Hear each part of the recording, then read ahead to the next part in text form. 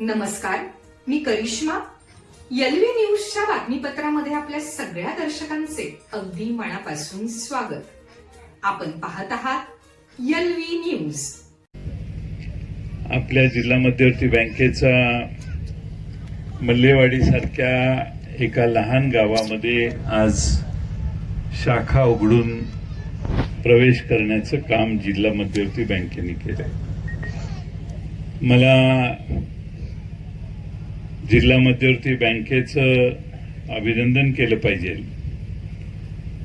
की त्यांना ज्यावेळी 10 शाखा वाटायला संधी मिळाली त्यावेळी बाळासाहेब उनमोरेंच्या पुढाकाराने मल्लेवाडीचा आग्रह धरल्यावर मल्लेवाडीसारख्या छोट्या गावात त्यांनी शाखा देण्याचा निर्णय केला आणि म्हणून आजचा हा सोहळा या ठिकाणी होतो. ज्या ठिकाणी बँकेची व्यवस्था नाही, दुसऱ्या कुठल्या बँकेची सोय नाही, अशा ठिकाणी आज एक जिल्हा मध्यवर्ती बँकेसारखी सक्षम संस्था इथं आली. मला खात्री आहे की मगाशी सांगितलं त्याप्रमाणे अनेक वेगळ्या कारणासाठी कर्ज देताना इथला सगळा पंचक्रोशीतला माणूस जो बँकेकडे जातो तो आज या शाखेकडे येऊन आपल्या सगळ्या सेवा घेईल. जिल्हा मध्यवर्ती बँकेने मित्रांनो मागच्या काळात बरीच प्रगती केलेली आहे. आपल्या एकट्या तालुक्यात जवळपास मला वाटतं 31 मार्चला 2456 कोटीच्या ठेवी आपण मिरज तालुक्यातनं जिल्हा मध्यवर्ती बँकेत ठेवलेले आहे. म्हणजे लोकांचाही ओढा जिल्हा मध्यवर्ती बँकेकडे फार चांगला आहे आपल्या तालुक्यामध्ये. आणि कर्जाचं प्रमाणही 24,2656 कोटीचे ठेवी आणि 1219 कोटीचे म्हणजे 50% आपण कर्ज त्यातलं देतो आणि आपल्या तालुक्यातली 50% लोक 50% रक्कम तालुक्यातल्या लोकांच्या हितासाठी या तालुक्यात वाटली जाते. एनपीएचं प्रमाण थोडंसं आहे, 101 कोटी. मागच्या वेळी ते 95 कोटी होतं. आणि तालुक्याची वसुलीची टक्केवारी जी आहे ती मार्च 2023ला 91.67% होती. मग इलेक्शन आलं, सगळ्याच पार्ट्या भाषणं करायला लागल्या की आम्ही आल्यावर सत्तेत कर्जमाफी देऊ देऊ देऊ देऊ. लोकांनी खरंच सगळ्यांची भाषणं खरी वाटली आणि लोकांनी जरा कर्ज भरायचं कमी केलं. 91%चं प्रमाण 76% आलं. परत मागच्या वर्षी तेच प्रमाण राहिलं 76%. आणि मार्च 26ला खाडे साहेबांच्या पक्षाचा जरा अंदाज आला सगळ्यांना आणि मग कुणीच पैसे भरले नाहीत आणि 36.93% वसुली आली. म्हणजे लोकांनी खाडे साहेबांच्यावर विश्वास टाकला की खाडे साहेब आपल्याला आता कर्जमाफी मिळवून देणार आणि म्हणून जवळपास 64% लोकांनी किंवा 63% लोकांनी खाडेसाहेब तुमच्यावर विश्वास टाकलेला आहे की आपण पैसे देणारच आहे. तुम्ही आता सीएम साहेबांनी घोषणाच केलेली आहे. 64% लोकांनी आपल्याला हे कर्जमाफी मिळणार हा विश्वास दाखवलेला आहे. ती कर्जमाफी लवकर मिळाली तर हे पैसे बँकेचे वसूल होतील आणि मला विश्वास आहे की आता महाराष्ट्र सरकारने माननीय मुख्यमंत्री महोदयांनी घोषणाच केलेली आहे त्याप्रमाणे बजेटमध्ये. त्यामुळं पडताळणी होऊन आपल्या कर्जमाफीतला बराचसा वाटा हा बँकेला येऊन बँकेत जी वसुलीचं प्रमाण कमी आहे ते पूर्ण होईल असा मला विश्वास आहे. आज मी ही आकडेवारी सांगण्याची आवश्यकता यासाठी आहे की जिल्हा मध्यवर्ती बँकेमध्ये मिरज तालुका, वाळवे तालुका, तासगाव तालुका या 3 तालुक्यांचं फार मोठ्या प्रमाणामध्ये या बँकेशी संपर्क आणि सेवा या 3 तालुक्यात चांगली मिळते आणि संस्थाही फार आहे. मग जत असेल, तिकडं पलूस आणि कडेपूर असेल, शिराळा तालुका असेल मानसिंग भाऊंचा, या सगळ्या तालुक्यामध्ये आज सर्व संस्थांना आणि शेतकऱ्यांना मदत करणारी एक मोठी संस्था म्हणून या संस्थेकडे बघता बघता आजच सकाळी आम्ही जिल्हा मध्यवर्ती बँकेच्या 100 वर्ष पूर्ण झाली याचा सोहळा, अनेक कार्यक्रम होणार आहेत वर्षभरात, पण आज कृषी प्रदर्शनाच्या निमित्ताने एक सोहळा झाला. 10,000 कोटी रुपयाचा आकडा ओलांडलेला आहे आपल्या जिल्हा मध्यवर्ती बँकेने. आणि खाडेसाहेब, जिल्ह्यात, महाराष्ट्रात अहमदनगर, पुणे, सोलापूर, सातारा, कोल्हापूर आणि आपली बँक जिल्हा सांगली जिल्हा, नाशिकचा तर विषय जरा संपलेलाच आहे, ते बंदच आहे बँक, पण प्रॉब्लेम आहेत त्यात. पण इकडच्या ज्या 6 बँका आहेत, या बँकेच्या मध्ये पुणे जिल्ह्यात गेला तर 2200 का 2300 गाव आहेत.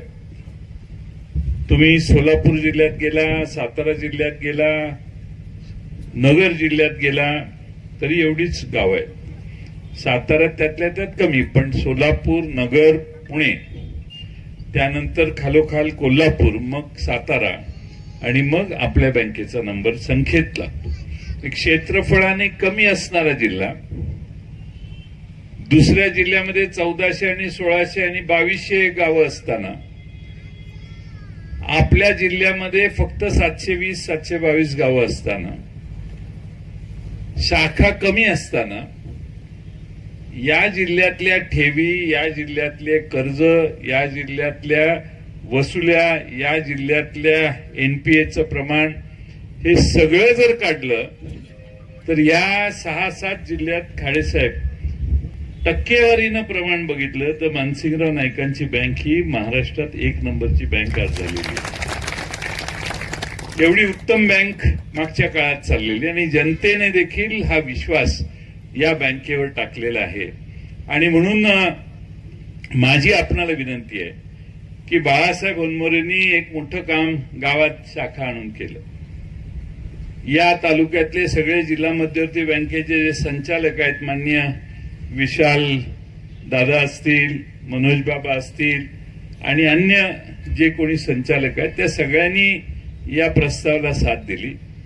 पण बाळासाहेब होनमोरेंनी पुढाकार घेऊन या शाखेत ही शाखा इथं आणली. त्याचं स्वागत तुम्ही फार मोकळ्या मनानं, मोठेपणानं केलंय. बाळासाहेब होनमोरे हे माझे जवळचे कार्यकर्ते होते.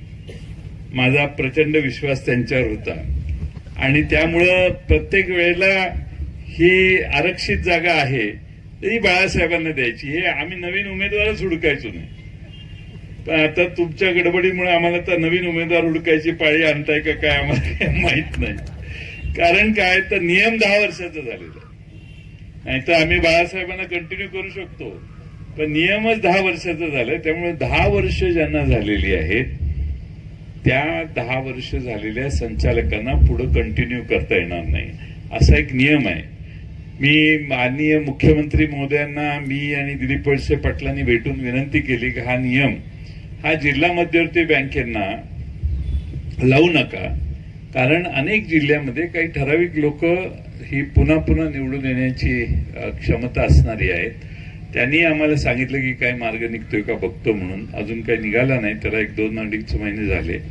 पण पुढच्या निवडणुकीच्या आधीपर्यंत जर नियमात काही बदल झाला तर ज्यांना 10 वर्ष पूर्ण झाली ते पुन्हा पुढे कंटिन्यू करू शकतात.